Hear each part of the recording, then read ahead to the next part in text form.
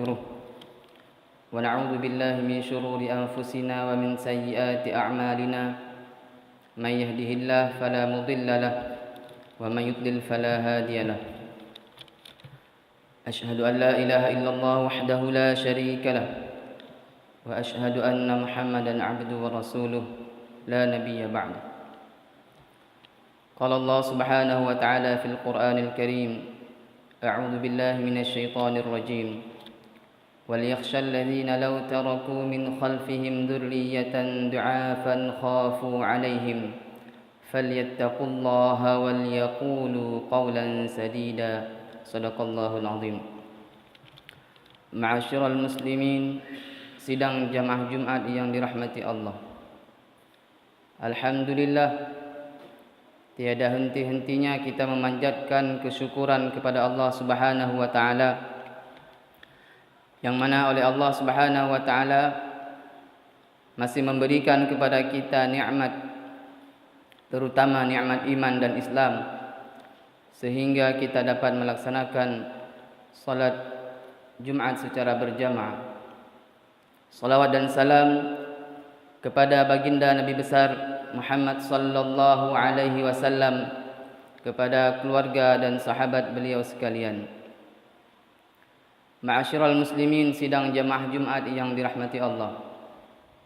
Di dalam kehidupan dunia yang sementara ini, kita dituntut untuk melaksanakan yang terbaik dalam kehidupan berbangsa dan bernegara. Oleh karena itu, kita merupakan generasi yang terus diawali dengan generasi yang lain, kemudian disambung lagi dengan generasi-generasi yang lain sampai kepada hari kiamat.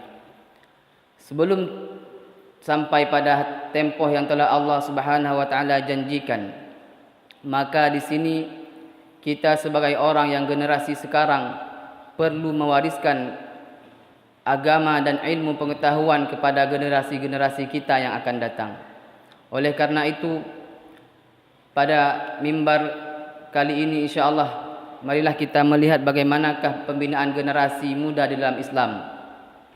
Allah Subhanahu wa taala berfirman di dalam surah Al-Luqman, wa a'udzu billahi minasyaitonir rajim. Wa idh qala Luqman li ibnihi wa huwa ya'idhuhu ya bunayya la tusyrik billah innasyirka la zulmun 'adzim. Dan ingatlah ketika Luqman berkata kepada anaknya, ya bunay, dengan panggilan yang penuh kasih sayang, la tusyrik billah, janganlah engkau sekali-kali mensyarikatkan Allah. Innasyirka la zulmun 'adzim, sesungguhnya syirik kepada Allah itu merupakan kezaliman yang sangat besar.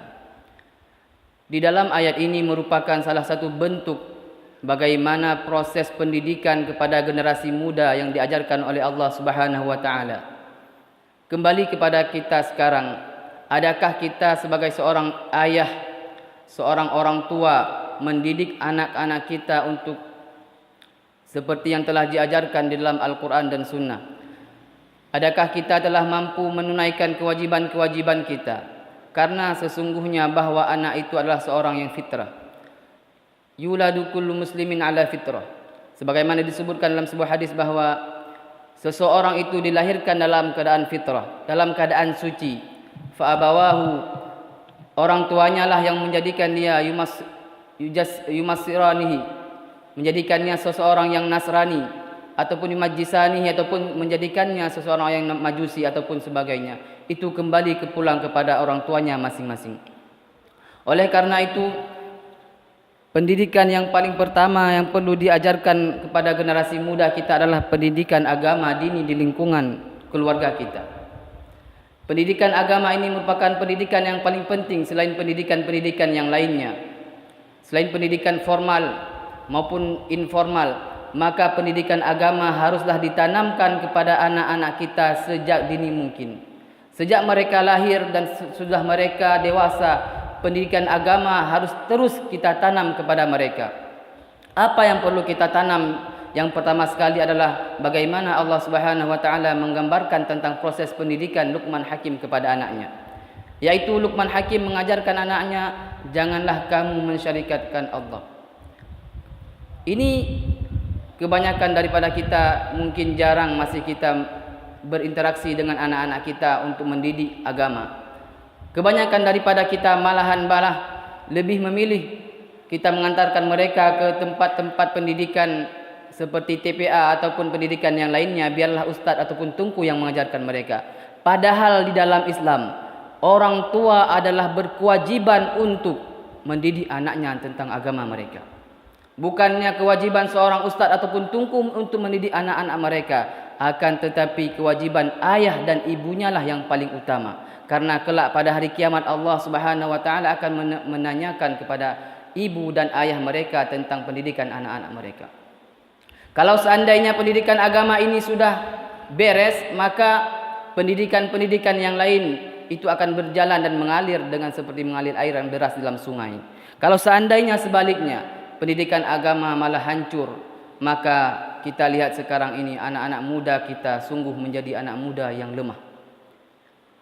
Wal yakhshal ladzina law taraku min khalfihim dzurriyyatan du'afan khafu 'alaihim, kata Allah dalam surah An-Nisa, dan hendaklah mereka takut seandainya mereka mewarisi generasi-generasi yang lemah.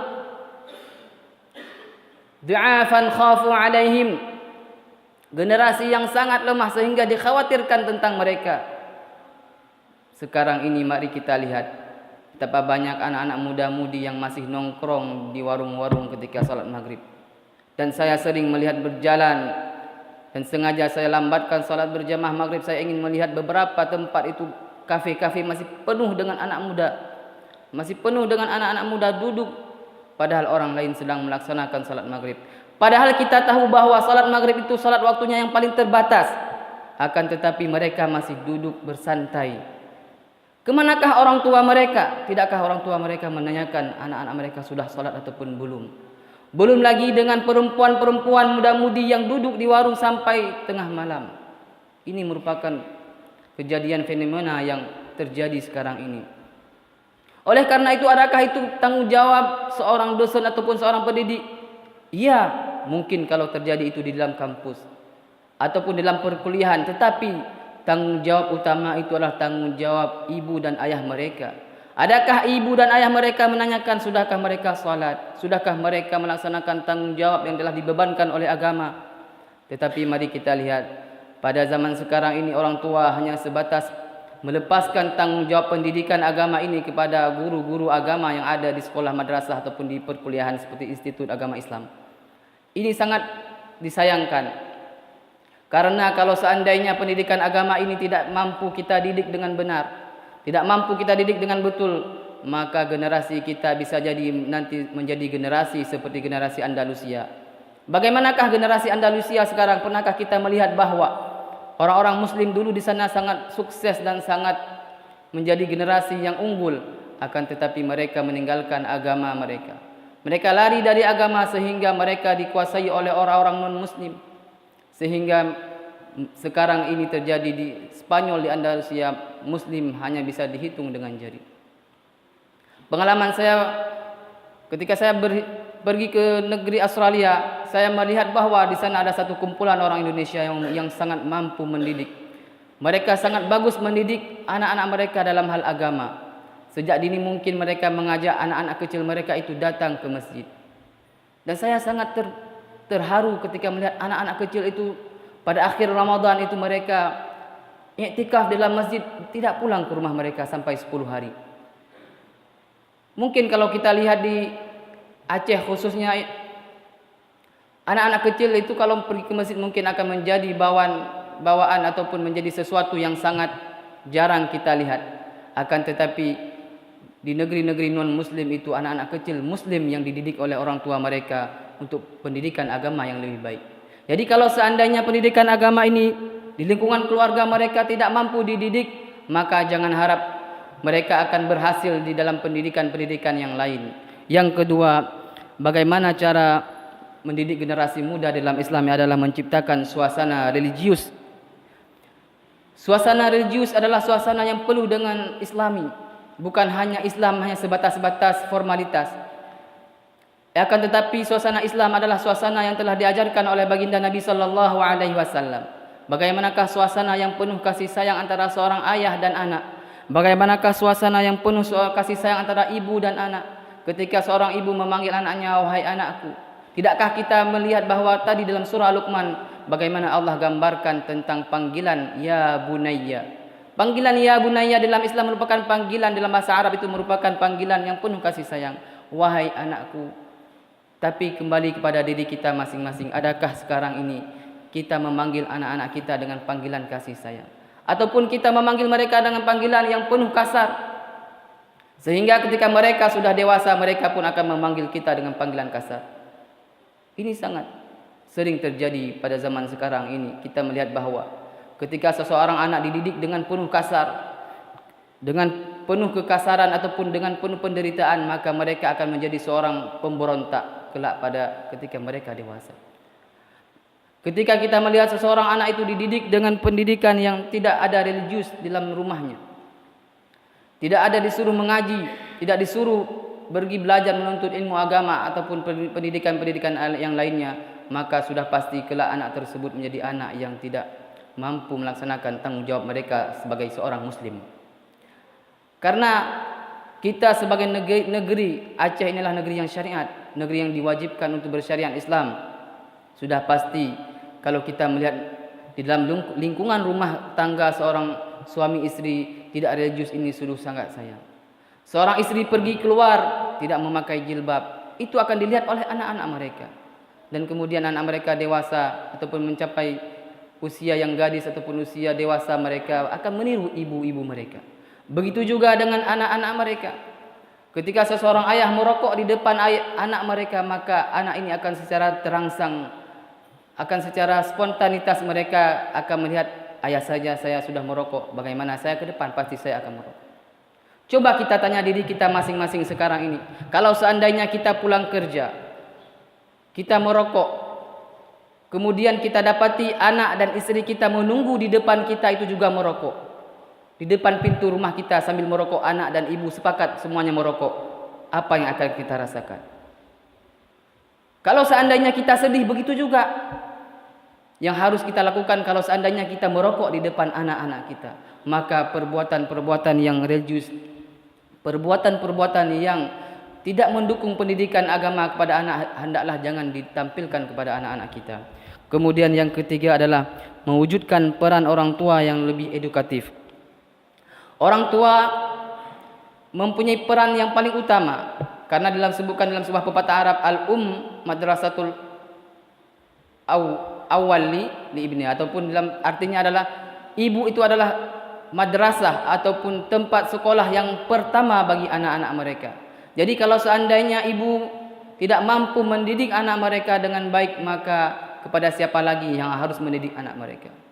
Karena pengalaman saya juga pernah mengajari di beberapa tempat di pondok anak yatim. Itu sangat sayang kita lihat anak-anak yatim tidak mampu membaca Al-Quran.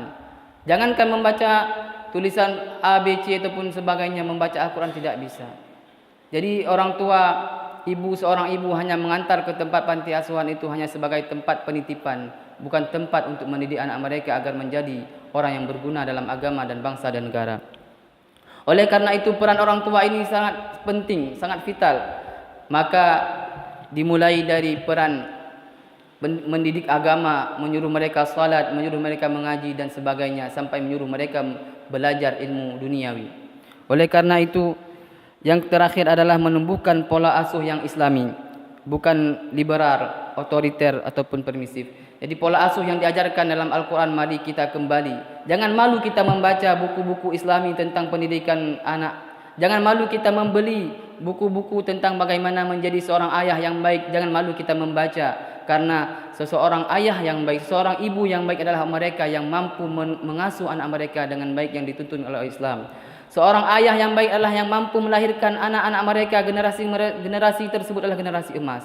Jadi kalau seandainya ada dalam satu kampung itulah generasi-generasi emas, maka dia akan menjadi virus yang baik kepada generasi-generasi di sekitarnya. Kalau seandainya ada satu keluarga yang baik, itu akan menjadi tuntunan dan menjadi pedoman kepada keluarga-keluarga yang lain. Oleh karena itu hadirin sidang jamaah Jumat yang berbahagia, dalam kesempatan Jumat ini Khatib mengajak diri khatib sendiri dan seluruh muslimin yang hadir, marilah kita kembali kepada pendidikan yang bagaimana yang diajarkan oleh baginda Nabi sallallahu alaihi wasallam, agar generasi kita ke depan, kita inilah orang-orang tua yang mampu mendidik anak-anak kita menjadi generasi-generasi emas, generasi-generasi yang unggul, sehingga menjadikan wilayah kita, negara kita menjadi negara baldatun thayyibatun rabbun ghafur. أقول قولي هذا وأستغفر الله العظيم لي ولكم.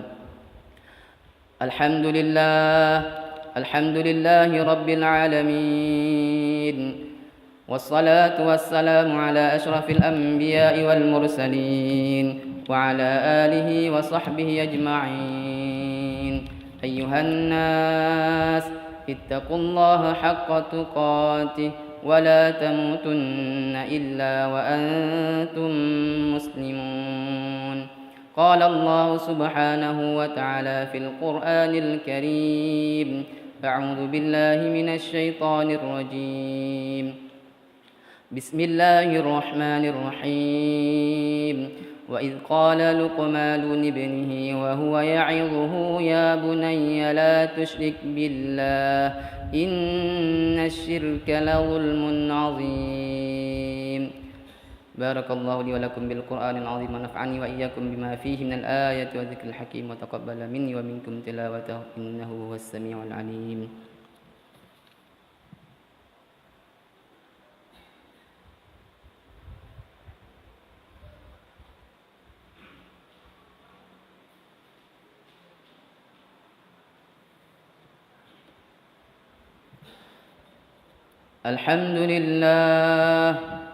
الحمد لله الذي هدانا لهذا وما كنا لنهتدي لولا أن هدانا الله.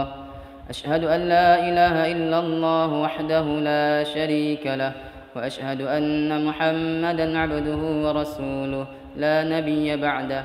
اللهم صل وسلم وبارك على سيدنا محمد وعلى آله وصحبه أجمعين. أيها الناس اتقوا الله حق تقاته ولا تموتن إلا وأنتم مسلمون. قال الله سبحانه وتعالى في القرآن الكريم: أعوذ بالله من الشيطان الرجيم، بسم الله الرحمن الرحيم.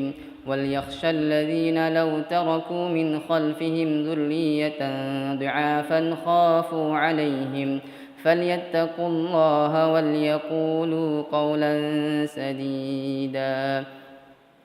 اللهم اغفر للمسلمين والمسلمات والمؤمنين والمؤمنات الأحياء منهم والأموات برحمتك يا أرحم الراحمين. اللهم أصلح ذات بيننا واهدنا سبل السلام وجنبنا الفواحش ما ظهر منها وما بطن. ربنا آتنا في الدنيا حسنة وفي الآخرة حسنة وقنا عذاب النار. عباد الله، إن الله يأمركم بالعدل والإحسان وإيتاء ذي القربى وينهى عن الفحشاء والمنكر ولذكر الله أكبر والله يعلم ما تصنعون. أقيموا الصلاة.